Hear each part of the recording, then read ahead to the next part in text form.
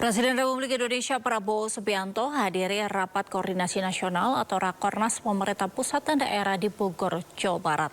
Rakornas bertujuan untuk berkoordinasi dengan pemerintah dan instansi daerah guna mendukung program prioritas dan arah kebijakan Presiden. Acara yang digelar di Sentul International Convention Center ini dihadiri lebih dari 5.000 orang, termasuk di dalamnya 525 orang pimpinan pegawai dan lembaga, juga 496 orang jajaran Forum Komunikasi Pimpinan Daerah tingkat provinsi. Ini merupakan kesempatan pertama Prabowo sebagai presiden untuk bicara langsung dengan seluruh kepala daerah serta kepala badan dan lembaga yang terlibat dalam pengambilan keputusan penting. Rakornas ini bertujuan untuk menciptakan koordinasi dan harmonisasi antara pemerintah daerah dan instansi vertikal daerah guna mendukung program Presiden selama 5 tahun ke depan. Presiden Republik Indonesia Prabowo Subianto mengucapkan selamat kepada Donald Trump sebagai Presiden Amerika Serikat. Presiden Prabowo sendiri rencananya akan melakukan lawatan kerja ke Amerika Serikat dalam waktu dekat.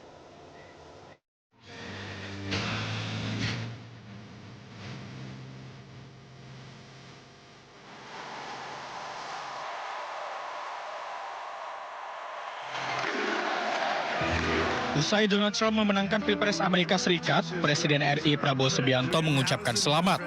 Ucapan selamat disampaikan Presiden Prabowo menggunakan bahasa Inggris melalui akun media sosialnya.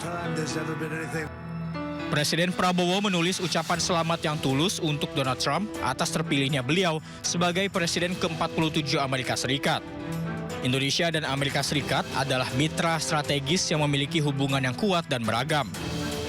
Kemitraan strategis kita memiliki potensi yang sangat besar untuk saling menguntungkan. Dan saya berharap dapat bekerja sama erat dengan Anda dan pemerintahan Anda untuk peningkatan kemitraan ini, perdamaian, dan stabilitas global. Presiden Prabowo sendiri rencananya akan melakukan kunjungan kerja ke Amerika Serikat untuk bertemu dengan Presiden Amerika Serikat saat ini, Joe Biden. Namun Presiden Prabowo kemungkinan juga akan bertemu dengan Presiden Amerika Serikat terpilih, Donald Trump. Tapi kalau saya sih melihatnya ini ada suatu hal yang positif buat kita semua, dan kita juga akan ke US juga kan ya. Saya bersama-sama dengan Bapak Presiden juga akan ke sana. Ya, kita juga akan terus mempererat hubungan antara US dan Indonesia juga. Ya, kita sedang ini juga, kita kan sebagai tamu kita juga melihat semua kemungkinan yang baik dan sesuai juga dengan protokoler yang ada gitu aja. Lawatan luar negeri Presiden Prabowo dimulai pada 8 November hingga 23 November mendatang. Rencananya Presiden Prabowo akan berkunjung ke Amerika Serikat setelah perjalanannya ke Cina. Tim Liputan, iNews melaporkan. Kita beralih ke informasi lainnya, pemirsa. Menteri Koordinator Bidang Perekonomian Erlangga Hartarto optimis dapat mengejar target pertumbuhan ekonomi 8% seperti yang diharapkan Presiden Prabowo Subianto. Sejumlah langkah kebijakan ekonomi dilakukan untuk mengejar target tersebut. Usai Badan Pusat Statistik mencatat pertumbuhan ekonomi kuartal 3 sebesar 4,95%, Menteri Koordinator Bidang Perekonomian Erlangga Hartarto tetap optimis pertumbuhan ekonomi sepanjang tahun 2024 berada di 5% dengan mengakselerasi pertumbuhan ekonomi dan menjaga daya beli masyarakat melalui perpanjangan berbagai insentif fiskal hingga akhir tahun. Adapun perpanjangan ini diantaranya insentif PPN DTP sektor properti dan otomotif, serta menambah kuota fasilitas likuiditas pembiayaan perumahan atau FLPP.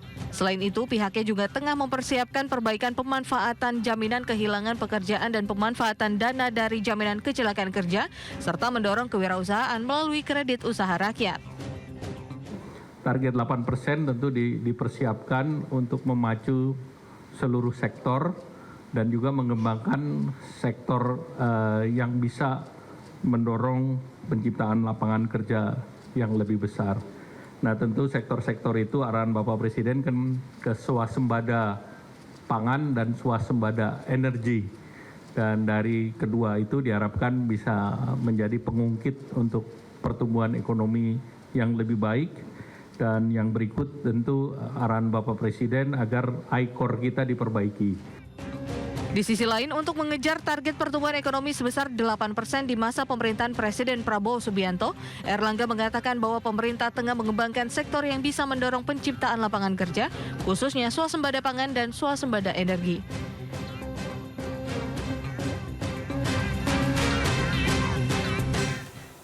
Menteri Perubahan dan Kawasan Permukiman Marwarar Sirait menyambangi kantor Komisi Pemberantasan Korupsi untuk membahas pemanfaatan tanah sitaan dari koruptor untuk membangun perubahan rakyat. Saat ini pihaknya sedang mempersiapkan sistem dan personel untuk menindaklanjuti rencana tersebut. Menteri dan Wakil Menteri Perumahan dan Kawasan Permukiman Marwarar Sirait dan Fahri Hamzah menyambangi kantor Komisi Pemberantasan Korupsi untuk membahas pemanfaatan tanah sitaan dari koruptor untuk membangun perumahan rakyat. Saat ini pihaknya sedang mempersiapkan sistem dan personil untuk menindaklanjuti rencana tersebut.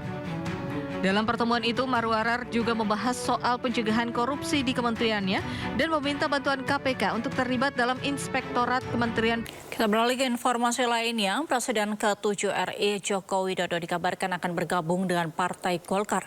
Hal ini diperkuat dengan kedatangannya ke Jakarta dan rencana Golkar untuk menggelar keterangan pers sore ini.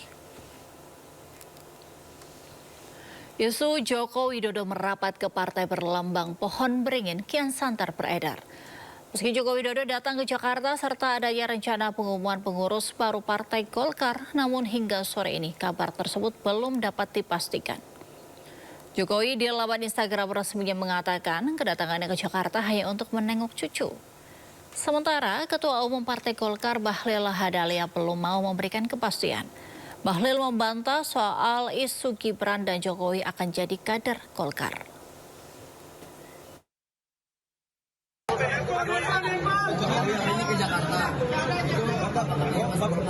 Pak Jokowi, kalau ke Jakarta kan nggak apa-apa kan kalau ke Jakarta. Masuk Golkar nggak? Ya, sampai dengan hari ini belum saya melakukan konfirmasi kan. Ya nanti lihat aja ya. Katanya ada Mas Gibran sama Pak Jokowi akan siapa sih Mas gimana sih? Wartawan hari ini. Ya nanti lihat aja pada saat saya umumkan nanti sebentar jam 5 sore. Tapi berarti akan ada kejutan soalnya. Ya kejutan saya membuat pengurus baru. Sekarang ini kan pengurusnya kan harus 5 orang. Nanti sebentar kami di Partai Golkar akan mengumumkan pengurus lengkapnya. Ada nama Pak Jokowi dan dia. Yang saya tahu nggak ada. Dan nanti sebentar saya akan mengumumkan secara resmi. Ya. Tapi Pak Jokowi akan datang Pak. Tapi Pak Jokowi juga sampai dengan sekarang ini saya belum mendapatkan jadwalnya. Dan saya belum informasi apa-apa. Dan insya Allah bahwa Presiden Jokowi adalah Bapak Bangsa. Beliau diundang nggak Pak Jokowi? Pak Jokowi itu sekarang Bapak Bangsa, berdiri di atas semua partai, di atas semua masyarakat. Jadi saya sampai hari ini saya meyakini teman-teman, insya Allah isu itu diundang ke Jakarta. Sebelumnya, Susno Duaji, mantan Kabar Eskrim Polri, dan Reza Indragiri hadir dalam sidang kelima guru honorer Supriyadi yang didakwa menganiaya muridnya. Keduanya hadir secara virtual sebagai ahli penyidikan dan psikologi forensik. Sidang kasus Guru Supriyani terus bergulir di Pengadilan Negeri Andolo Senin siang. Kuasa hukum Supriyani menghadirkan Susno Duaji melalui virtual Zoom mantan Kabar Eskrim Polri sebagai ahli penyidikan yang dinilai mampu menjelaskan dugaan kejanggalan proses hukum terhadap guru honorer Supriyani. Menurut Susno, keterangan anak tidak bisa dijadikan sebagai alat bukti. Bukti forensik maka itu nggak ada gunanya juga. Keterangan saksi walaupun 1000, kalau hanya saksi aja nggak ada gunanya. Apalagi keterangan anak, apalagi keterangan anak tidak bersesuaian. Itu bukanlah alat bukti. Hadir pula saksi ahli psikolog forensik Reza Indragiri via virtual Zoom dalam sidang ini. Sekali lagi menurut kajian atau menurut penelitian kualitas keterangan saksi dari anak-anak memang acap dipertanyakan, maka rekomendasi saya adalah siapapun itu, otoritas penegakan hukum manapun itu harus menaruh sikap ekstra hati-hati. Supriyani terdakwa penganiayaan muridnya M dilaporkan orang tuanya anggota polisi ke polsek tempat ia bertugas April lalu hingga ditahan selama sepekan walau akhirnya ditangguhkan. Dari Kabupaten Konawe Selatan, Sulawesi Tenggara, Febriono Tameng melaporkan. Pemirsa, Supriyani, guru honorer terdakwa kasus penganiayaan terhadap siswanya, memenuhi panggilan pemeriksaan di bidang Propam Polda Sulawesi Tenggara. Supriyani dicecar 30 pertanyaan terkait penerima permintaan uang damai dan penangguhan penahanan.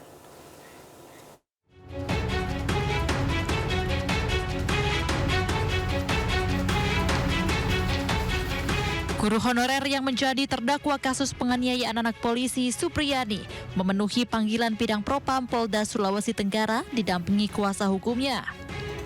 Supriyani diperiksa selama kurang lebih 4 jam dan dicecar sebanyak 30 pertanyaan terkait permintaan dan penerimaan uang damai serta penangguhan penahanan dirinya yang dilakukan oleh anggota polisi Polsek Baito, Konawe Selatan. Diketahui personel Propam Sultra mempertanyakan sejumlah peran polisi yang terlibat dan meminta uang damai senilai 50 juta rupiah dan penangguhan penahanan sebesar 2 juta rupiah yang diserahkan ke Kapolsek dan Kanit Pidum Polsek Baito. Awalnya Pak Desa yang memberikan, setelah itu suami saya menyampaikan kepada saya bahwa Pak Kapolsek minta uang 2 juta. Kalau yang 50 bagaimana? Kalau yang 50, Pak penyidik langsung yang datang ke rumah menginformasikan kepada saya dan suami saya bahwa masalah ini tidak bisa atur damai dan Pak penyidik akan melanjutkan pemberkasan ke jaksa dan karena dia minta uang 50 juta. Sebelumnya, bidang Propam Polda Sultra telah memeriksa 7 anggota polisi yang bertugas di Polres Konawe Selatan. 2 polisi diantaranya yang bertugas di Polsek Baito direkomendasikan untuk menjalani sidang kode etik dan disiplin Polri, yakni Kapolsek dan Kanit Pidum Polsek Baito Ibda Muhammad Idris dan Aibda Amiruddin. Dari Kendari, Sulawesi Tenggara, Mukhtaruddin, iNews melaporkan.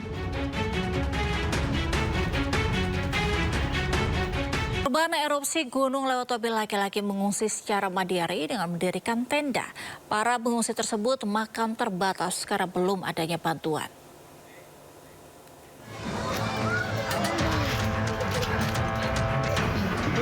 Ratusan warga korban erupsi Lewatobi laki-laki mengungsi di areal perkebunan Lamongan, Kecamatan Wulang Gitang, Kabupaten Flores Timur, Nusa Tenggara Timur. Mereka mengungsi secara mandiri. Para pengungsi yang berasal dari desa Nawokote, Kecamatan Wulang Gitang ini terdiri dari anak-anak dan sejumlah lansia. Korban menempati 2 rumah sederhana dan membangun tenda darurat. Namun mereka mengaku belum mendapat bantuan. Pengungsi hanya makan pisang dan ubi selama 3 hari. Kami selama mengungsi di sini selama 3 hari kami makan ubi dan pisang. Sedangkan malamnya nasi tidak seperti porsi biasa sedikit saja. Karena berasnya sedikit. Berasnya bawa dari nasi. Sudah beberapa hari kakak makan ala kadarnya ubi dan pisang? Sudah 3 hari. Iya. Dari hari Minggu? Ya. Harapannya kakak bagaimana? Harapan dari kami pengungsi di sini bantuan khusus makanan untuk segera disalurkan ke tempat kami supaya kami ada bisa tempat makan. Gunung Lewatobi laki-laki erupsi pada 3 November lalu. Akibatnya 10 orang dilaporkan tewas, sementara warga yang berada di sekitar gunung tersebut mengungsi. Saat ini status gunung masih dalam level awas. Masyarakat dan wisatawan dilarang beraktivitas apapun dalam radius 7 km dari pusat erupsi. Dari Flores Timur, Nusa Tenggara Timur, Joni Nura, iNews melaporkan. Kita beralih ke informasi lainnya. Gunung Lewatobi laki-laki Kamis pagi 2 kali erupsi dengan ketinggian kolom abu 2.500 hingga 3.500 meter di atas puncak. Erupsi disertai gemuruh dengan kolom abu ke arah barat daya dan barat. Barat daya.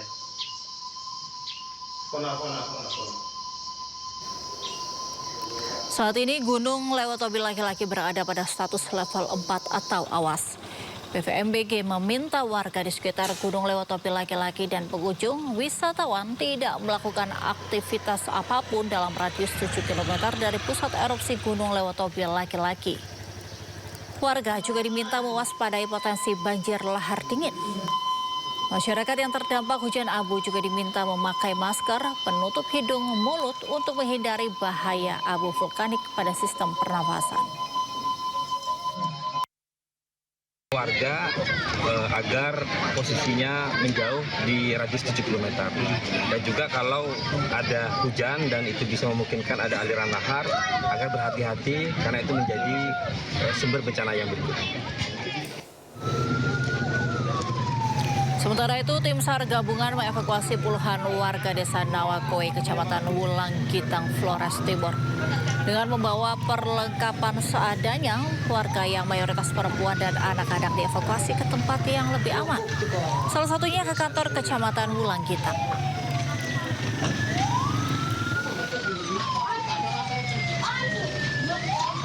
Pemirsa, polisi tengah memburu 2 tersangka baru dalam kasus backing judi online Kemenkominfo atau kini bernama Kementerian Komdigi. Penyidik juga tengah mendalami perubahan SOP di Kemenkominfo yang memungkinkan para pelaku bekerja sebagai tim pemblokiran judi online.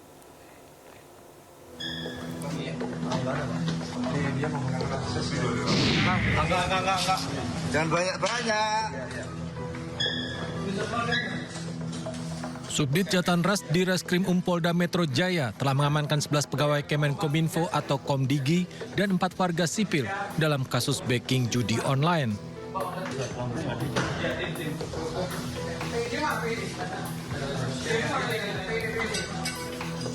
Namun 2 tersangka baru telah ditetapkan, berinisial A dan M, keduanya statusnya masih buron. Backing judi online ini dilakukan oleh tersangka AK dan beberapa rekannya. Mereka sebelumnya tidak lolos seleksi teknisi pemblokiran di Kementerian Komdigi. Namun terbit SOP baru hingga memungkinkan AK dan beberapa orang rekannya bekerja sebagai tim pemblokiran judi online. Ya, terkait temuan ini masih terus dilakukan pendalaman untuk menjawab apakah terdapat faktor kesengajaan melalui SOP baru tersebut sehingga AK dan pelaku lainnya dapat bekerja di tim pemblokiran untuk melakukan aksi kejahatan. Polisi telah menelusuri aliran dana kasus ini. Uang tunai setoran dari para bandar judi online disetorkan pada pelaku melalui 2 tempat penukaran uang atau money changer. Dalam kasus ini telah ditetapkan 15 orang tersangka. 11 orang merupakan pegawai Kementerian Komdigi, 4 orang lainnya warga sipil. Dari Jakarta, Helmi Sajangbati. Anda kembali bersama kami di Sindo Sore. Pemirsa, Kepala Pusat Pelaporan dan Analisis Transaksi Keuangan atau PPATK mengikuti rapat dengar pendapat perdana dengan Komisi 3 DPR periode 2024-2029. Dalam rapat tersebut, PPATK menganalisis perputaran dana judi online pada periode Januari hingga Juni 2024 mencapai 13,2 triliun rupiah.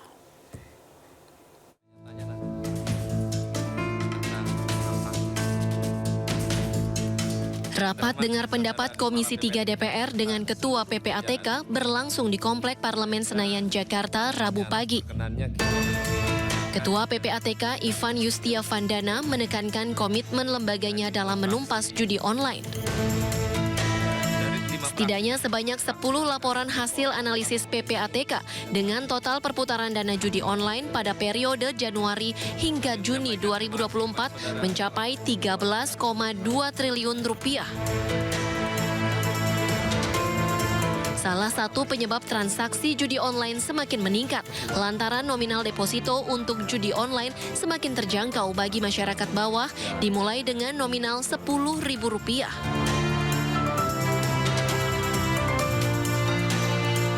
Sementara berdasarkan data peningkatan perputaran transaksi judi online yang kian masif jika dibandingkan dengan tahun sebelumnya, pada tahun 2021 perputaran transaksi judi online mencapai 57,91 triliun rupiah.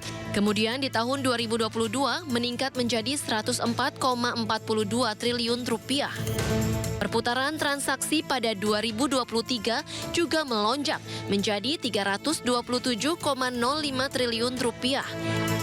Sedangkan pada semester pertama 2024 sudah mencapai 174,56 triliun rupiah. Transaksi judi online di tahun 2024 semester 1 sudah melampaui jumlah transaksi di tengah semester tahun 2023 atau bahkan lebih dari 1 tahun penuh di tahun 2022. Ini artinya kecenderungan perputaran transaksi judi online terus meningkat hingga 237,48% untuk semester 1 2024. Tim Liputan iNews melaporkan.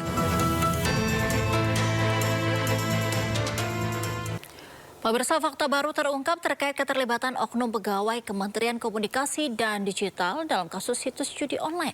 Salah satu tersangka berinisial AK ditemukan tidak lolos seleksi penerimaan ASN di Kemenkomdigi, namun ia tetap bekerja di kementerian tersebut.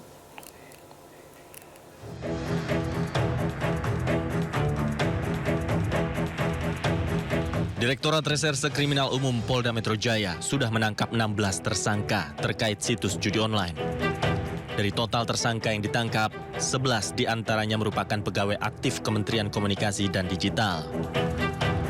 Polisi menemukan fakta baru, yaitu salah satu tersangka sekaligus pegawai Kementerian Komunikasi dan Digital berinisial AK. Ternyata tidak lulus seleksi penerimaan calon aparatur sipil negara di Kementerian Komunikasi dan Digital. Meski AK tidak lulus seleksi, ia tetap dipekerjakan di Kementerian Komunikasi dan Digital. Tak hanya itu, tersangka AK juga diberikan kewenangan untuk memblokir situs judi online yang akhirnya ia salah gunakan. Dan hasilnya terhadap tersangka AK dinyatakan tidak lulus. Namun faktanya tersangka AK kemudian dipekerjakan dan diberikan kewenangan untuk mengatur pemblokiran website perjudian online dan artinya bahwa tersangka AK ini betul-betul memiliki kewenangan untuk mengatur pemblokiran website perjudian online. Oleh sebab itu, pada kesempatan yang ini kami sampaikan bahwa kami masih melakukan pendalaman secara intensif untuk menjawab mengapa tersangka AK yang tidak lulus seleksi namun tetap dapat bekerja di Kementerian Komunikasi dan Digital. Sebelumnya polisi menggeledah 2 lokasi yang disebut-sebut sebagai kantor satelit judi online. Di antaranya markas situs judi online di kantor satelit Ruko Rose Garden 5, Galaksi Bekasi Selatan, Kota Bekasi, Jawa Barat. Polisi menemukan sejumlah barang bukti, di antaranya belasan komputer yang diduga dioperasikan tersangka sebagai situs judi online. Tak tanggung-tanggung, keuntungan yang didapat dari praktek tersebut senilai 8,5 miliar rupiah dalam sebulan. Tim Liputan iNews melaporkan. Pemirsa, PPATK menyebut ada masyarakat yang menghabiskan 70% dari gaji untuk judi online. Kelompok tersebut adalah masyarakat dengan penghasilan maksimal 1 juta rupiah. Salah satu penyebab transaksi judi online semakin meningkat lantaran nominal deposito untuk judi online semakin terjangkau bagi masyarakat bawah, dimulai dengan nominal Rp10.000. Dan untuk membahasnya sudah bersama kami Kabiro Humas PPATK, Bapak Muhammad Nasir Konga dan anggota Komisi 3 DPR DPR RI, Bapak Muhammad Nasir Jamil. Selamat sore, Bapak-Bapak. Selamat sore, Mbak Angel. Ya, Pak, ini kan kita mungkin ke Pak Natsir terlebih dahulu dari PPATK ini mengenai masyarakat ini menggunakan 70% gaji untuk judi online. Dari analisis dari PPATK, apa yang menyebabkan transaksi judi online ini semakin meningkat, Pak? Ya, kalau kita lihat memang itu angka yang melonjak itu sejak COVID ya, Mbak Angel, di mana masyarakat tidak banyak kegiatan di luar, plus teknologi yang begitu berkembang, mereka dengan mudah bisa mengakses ya dari permainan-permainan yang ada, termasuk judi online. Nah, itu merebak tuh fluktuatif perkembangan harganya itu jumlah pemain itu sampai di atas ratusan persen. Jadi data-data sudah disampaikan ya oleh FNC bagaimana di tahun 2022 57 miliar berkembang di 2023 menjadi 327 triliun ya. Dan sampai saat ini di semester 1 ini udah lebih dari 100 triliun perputaran dari judi online yang ada.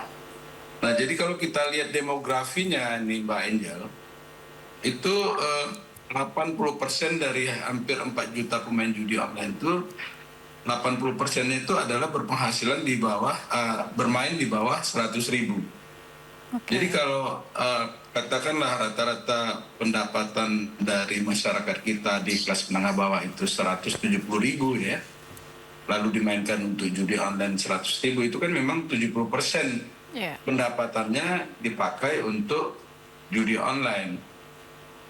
Nah, kalau kita lihat berdasarkan jenis kelamin para pemain judi online itu, pria memang lebih banyak ya, 3,2 juta.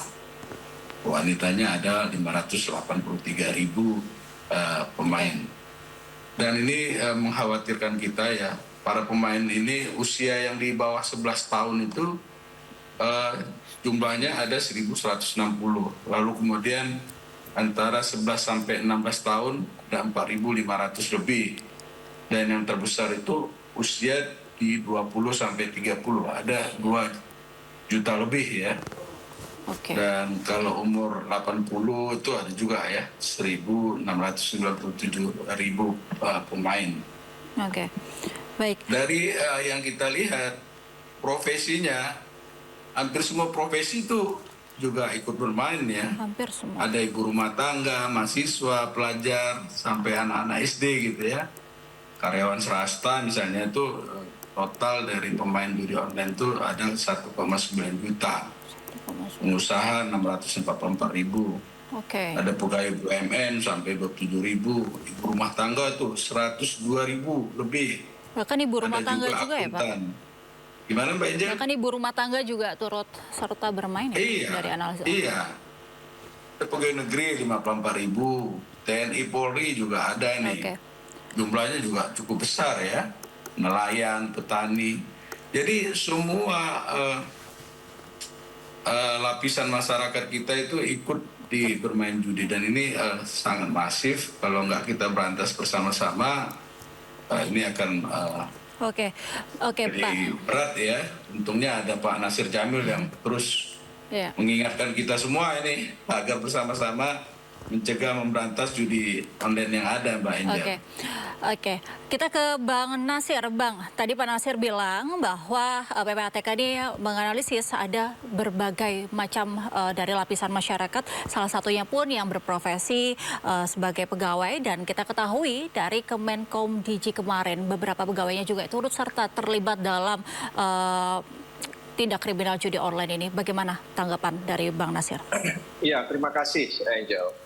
Jadi sama seperti kejahatan peredaran gelap narkoba yang menyasar semua lapisan masyarakat, mulai dari anak-anak di bawah umur sampai kepada orang di atas umur, kira-kira begitu. Dan juga lapisan sosial yang disasar oleh bandar, pengedar, peredaran gelap narkoba juga semua lapisan sosial, jadi mulai dari orang-orang yang berada maupun orang-orang yang tidak berada. Jadi judi online juga mirip persis dengan peredaran gelap narkoba itu sendiri. Jadi kami kemarin tercengang ketika mendengarkan dari Kepala PPATK terkait dengan bagaimana masifnya. Jadi mereka TSM itu, jadi memang sudah TSM, terstruktur sekali kemudian juga mereka sistematis dan masif ya melakukan ini. Jadi oleh karena itu ya kita patut kita apresiasi ya, kepada Satgas judi online yang kemudian mampu menemukan dan menangkap. Dan herannya yang lakukan itu adalah orang dalam. Betul. Dan ini juga menunjukkan bahwa kejahatan itu tidak akan bisa berjalan dengan baik kalau tidak melibatkan orang dalam. Nah, karena itu pertanyaannya adalah apakah belasan orang yang ditangkap yang bekerja di Kementerian Kopdigi yang namanya sekarang Kopdigi itu di-hire oleh pihak luar atau di-hire oleh pihak dalam. Jadi siapa yang meng-hire mereka itu di dalam ini? Apakah orang luar, katakanlah jaringan bandar judi online, lalu meng-hire mereka, masuk mereka, kemudian mereka diolah, ya? Atau orang dalam sendiri, ya orang-orang dalam tertentu, yang kemudian mengetahui dan meng-hire mereka ini sehingga bukan membinasakan situs-situs judi online, justru mereka membina dan cuannya tadi disebut 8, sekian miliar per bulan. Itu sangat fantastis angka itu. Nah karena itu ya, mereka perlu diselidiki. Jadi kita berharap kepolisian tidak hanya ya sampai kepada orang-orang yang ditangkap itu, tapi juga harus memastikan siapa yang mengendalikan mereka. Apakah outsider atau insider yang mengendalikan mereka? Berarti ini artinya Bang Nasir mungkin menilai bahwa ada oknum yang lebih besar dari para pegawai-pegawai yang sudah ditetapkan sebagai tersangka ini dalam TPPU. Iya, ini menarik sebenarnya kalau didalami dengan sungguh-sungguh ya, atau ditelusuri secara merah putih gitu kalau bahasa Pak Prabowo. Jadi kemana uang itu mengalir? Ya, kemana, ke dalam untuk siapa, keluar untuk siapa begitu? Nggak mungkin 8, miliar. Ya, 8 sekian miliar itu sebulan mereka makan sendiri. Apa mungkin mereka makan sendiri itu? Katakanlah tadi ada belasan orang. Apakah 8, sekian miliar itu kemudian dilahap oleh mereka atau dibagi-bagi? Nah, ini yang perlu kita telusuri dan kita berharap pihak kepolisian sungguh-sungguh untuk mendalami ini. Karena ini sekali lagi bahwa judi online ini sudah sangat meresahkan, membahayakan kehidupan sosial kita. Ada suami yang dibakar karena dia ketagihan jadi online, ya. Kemudian ada orang yang membunuh kedua orang tuanya, ya, karena dia ketagihan dengan jual. Jadi ini sesuatu yang tidak bisa dianggap ringan, tidak dianggap sepele, karena dia begitu terstruktur, dia sangat sistematis dan dia juga sangat masif permainannya. Oke, kita ke Bang Nasir. Bang Nasir, ini tadi kita lihat ketahui bahwa beberapa pegawai Komdigi yang ironinya juga turut serta begitu terlibat dalam tindak TPPU ini. Lantas bagaimana awalnya sinyal sebelumnya diketahui bahwa adanya pegawai Komdigi ini terlibat? Pak Nasir? Nasir Konga ya, bukan Pak Nasir Damil ya. Ya, jadi kalau PPATK itu pola kerjanya itu pertama menerima laporan transaksi keuangan mencurigakan dari pihak pelapor ya. Lalu kemudian kita juga menerima laporan transaksi keuangan tunai di atas 500 juta per hari. Pihak pelapor itu ada bank, insuran, pasar modal dan yang lain. Jadi hasil laporan transaksi keuangan mencurigakan yang disampaikan oleh pihak pelapor itu Mbak Angel, kita analisis. Hasil analisis itulah yang kita sampaikan kepada penyidik. Lalu penyidiklah yang memiliki kewenangan untuk mencari alat bukti gitu ya, karena PPATK nggak punya. Berdasarkan informasi yang disampaikan tadi, mengumpulkan alat bukti untuk kemudian diteruskan kepada penuntut umum. Seperti itu Mbak, cara kerja PPATK. Baik Pak Nasir dan Bang Nasir, sebelumnya juga kami memiliki informasi bahwa Kementerian Komunikasi dan Digital sejak 20 Oktober ini telah memblokir banyak sekali situs judi online. Jadi kami memiliki informasinya, mungkin bisa kita simak bersama-sama. Pertama, sejak 20 Oktober 2024 sampai hari ini 7 November 2024, Direktorat Jenderal Aplikasi Informatika telah menindak 241.417 konten perjudian. Jadi rata-rata hampir 13.000 konten setiap hari. Sebanyak 225.258 situs telah ditutup, 8.592 konten melalui Meta juga sudah diblokir, 4.785 file sharing sudah ditindak. Di YouTube atau Google ada 1.906 konten. Lebih lanjut, kami telah menindak 832 konten Twitter, 40 konten melalui Telegram, 3 konten TikTok, dan 1 aplikasi di App Store. Salah satu akun dengan jumlah pengikut besar yang telah di-take down adalah @imsamantha2 dengan 13.000 follower. Akun tersebut menyamar dengan menggunakan... Ya, Bang Nasir Jamil, Bang, ini melihat ada upaya begitu untuk konten-konten yang terkait dengan judul ditutup, kemudian tapi banyak juga muncul lagi, ditutup, kemudian banyak lagi muncul lagi, penyakit ini terus berulang. Lantas apakah cara menutup atau memblokir konten-konten ini menjadi cara yang salah satu cara yang efektif untuk meredam judi online di tengah masyarakat? Ya, saya memberikan apresiasi itu kepada Mutia Hafid ya, Menteri Komdigi. Sejak 20 Oktober sampai 7 November sudah bisa menutup situs-situs judi online dari berbagai macam platform. Ya, kita apresiasi sebagai yang pernah jadi anggota DPR gitu ya. Tapi memang ini kan situs-situs ini banyak dikendalikan dari luar. Ya, dari luar Indonesia. Dan itu memang sulit sekali untuk kita tindak. Nah, karena itu memang penutupan itu juga bukan jaminan dia tidak muncul lagi. Jadi, ya bandar-bandar ini ya dia punya ini juga, punya semacam tagline juga. Kalau dulu ya prajurit kita berjuang, mati 1, tumbuh 1000, mereka juga begini, ya dimatikan, tumbuh lagi mereka. Jadi sekali lagi memang harus ada sebuah tindakan radikal ya untuk menutup itu dan menamatkan riwayat situ. Karena mereka seringkali berganti. Jadi ditutup misalnya situs A, nanti mereka berubah menjadi situs B. Jadi berbagai macam cara mereka lakukan. Di samping operasionalnya itu ada di luar Indonesia. Nah, karena itu dibutuhkan kerjasama kepolisian ya Republik Indonesia dengan kepolisian apakah itu di Vietnam ya atau di negara-negara tetangga atau di Cina, Hong Kong dan lain sebagainya untuk memastikan. Dan ini juga bukan pekerjaan yang murah karena begitu banyak orang yang kemudian mendapatkan cuan dari bisnis judi online tadi itu. Ya, jadi ini butuh butuh kerja keras. Bahkan saya katakan harus ada tindakan radikal ya, agar kita bisa menuntaskan ini. Kalau tidak, nanti 2 bulan, 3 bulan ke depan kita dihadapkan dengan isu yang sama. Karena sekali lagi mereka bekerja TSM, terstruktur, sistematis, dan masif. Bisakah pemerintah Indonesia melawan mereka dengan 3 tadi itu juga? Oke, baik, tindakan radikal yang harus diupayakan mungkin ya untuk saat ini memberantas judol. Lantas ke Pak Natsir melihat tadi banyak konten-konten juga yang menjadi salah satu faktor penyebab banyak masyarakat yang turut serta. Apakah memang konten-konten itulah yang menjadi alasan utama dari para mungkin yang sesuai dari demografi dari yang tadi Bapak bilang mereka mengikut atau turut serta bermain judol itu memang berawal dari konten-konten tersebut, Pak? Iya, jadi begitu masifnya ya tawaran-tawaran yang disampaikan oleh para pengelola judi online yang ada itu membuat masyarakat kita begitu tergiur ya. Dan ini yang dimana juga kita begitu lemah ya dengan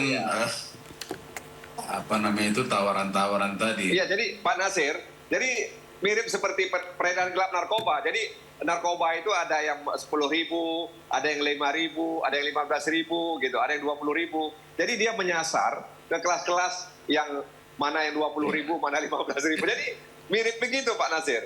Iya betul Pak. Jadi yang kita lihat tuh anak-anak itu top up itu depositnya tuh ya 10.000, 20.000 gitu, kecil-kecil. Oke, jadi bisa dijangkau sama siapa saja ya Pak? Iya, Jadi Pak Nasir Jamil bilang tadi ya untuk kita bekerja sama ya, kami sudah lakukan itu juga di seluruh dunia itu kan ada Financial Intelligence Unit ya, FIU, PPATK-nya masing-masing negara. Kita udah bekerja sama dengan Singapura, Thailand, Filipina, Kamboja ya, di mana banyak operator judi online itu dikelola dari negara-negara tetangga kita. Jadi banyak juga yang sudah kita sampaikan laporannya terkait para bandar-bandar yang mengelola itu dari luar negeri, khususnya dari beberapa negara tetangga kita. Baik. Seperti itu Mbak Angel. Oke, baik, terima kasih banyak Pak Natsir Jamil, anggota Komisi 3 DPR RI, dan juga Pak Natsir, Humas PPATK. Tentu kita harapkan tindakan dari TPPU judi online ini dapat segera diberantas oleh pemerintah sehingga tidak lagi ada kerugian yang semakin membesar untuk negara. Terima kasih banyak Bapak-Bapak, selamat sore, salam sehat. Salam sehat selalu dan bahagia kita semua. Cawagup Jakarta nomor urut 3 Rano Karno berjanji melanjutkan pelestarian budaya Betawi. Cagup Jakarta nomor urut 1 Ridwan Kamil menjanjikan 1 juta lapangan pekerjaan, sementara Cagup Jakarta nomor urut 2 Dharma Pongrekun akan membentuk tim ekonomi adab untuk kesejahteraan warga.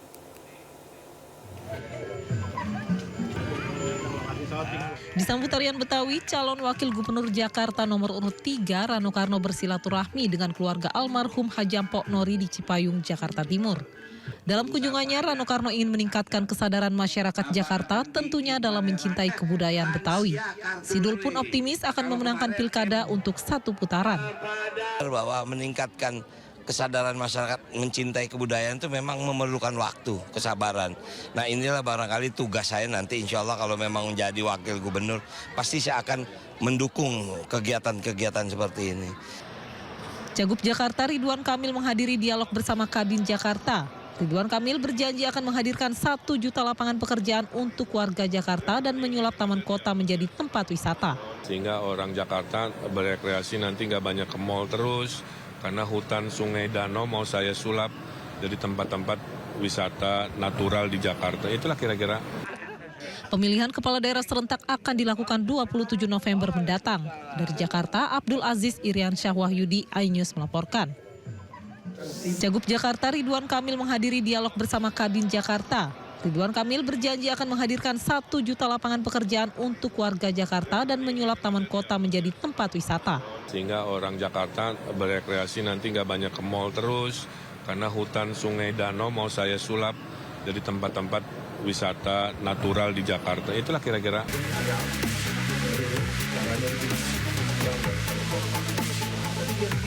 Calon Gubernur nomor urut 2, Komjen Purnawirawan Dharma Pongrekun, mengaku masalah keterbatasan ekonomi dan kekurangannya lapangan pekerjaan menjadi kendala utama warga dan prioritas dirinya jika memenangkan Pilgub Jakarta. Hal ini disampaikannya saat bersosialisasi bersama warga Pasar Minggu, Jakarta Selatan. Bahkan, dirinya juga siap membentuk tim ekonomi adab yang merupakan implementasi lanjutan dalam program keunggulannya, yakni Getuk Tular Adab. Tim ini akan bekerja untuk membina, menyiapkan modal, bahan baku, order, serta quality control, hingga penagihan para pelaku UMKM yang bergerak di sektor ekonomi kreatif Jakarta. Mantan wakil BSSN ini juga berjanji meningkatkan kesejahteraan guru honorer dan siap melanjutkan program Kartu Jakarta Pintar, Kartu Lansia, demi Jakarta lebih baik lagi. Masalah ekonomi memang menjadi persoalan yang utama dan menjadi sorotan saya. Oleh sebab itu, masalah ekonomi adalah masalah yang akan pertama saya selesaikan. Yang paling mendasar adalah agar rakyat perutnya isi, perutnya kenyang dan kantongnya isi. Cagup Cawagup Dharma Pongrekun Kunwardana merupakan satu-satunya pasangan independen non-partai yang ikut dalam kontestasi Pilgub Jakarta 27 November mendatang. Dalam kampanyenya, pasangan ini selalu menekankan adab yang baik sangat diperlukan untuk menciptakan Jakarta yang aman dan sejahtera. Dari Jakarta, tim liputan iNews melaporkan.